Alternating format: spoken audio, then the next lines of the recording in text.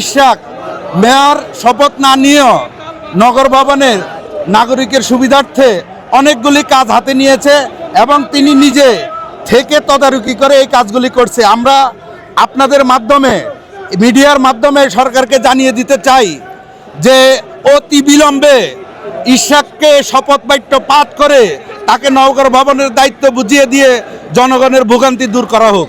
আসিফ মাহমুদের টোটালি ষড়যন্ত্র, ও একটা স্বৈরাচার। ওনারা চাচ্ছে কে টাল বাহানা করে এদিকে একটা সচিব বসায় দিয়ে কিছু টাকার ইনকাম করবে, কিন্তু আমরা চাচ্ছি নির্বাচিত মেয়র। ইশরাক তো নির্বাচিত মেয়র।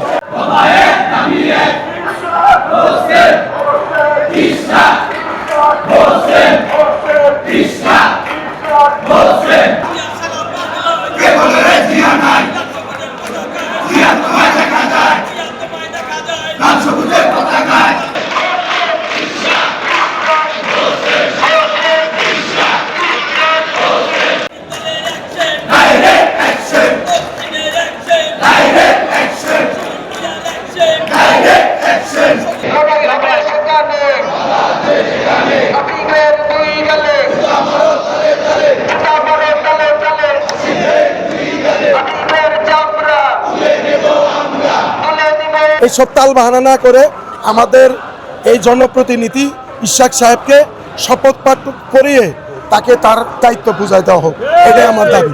সামনে এই যে বর্ষাকাল আসছে, জলাবদ্ধতা, মানুষের কত হয়রানি, এখন একটা মেয়র আসলে প্রয়োজন নগর ভবনে।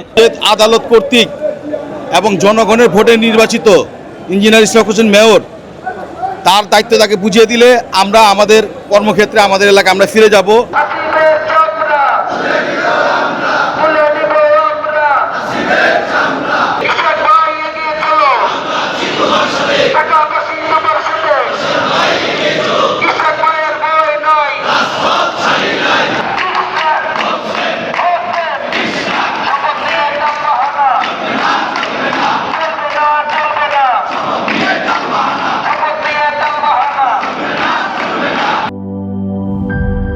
গুড লাক পেনের সফট অয়েল বেসড ইঙ্ক তাই নিখুঁত লেখার আত্মবিশ্বাস। Good luck pen, make your lakh.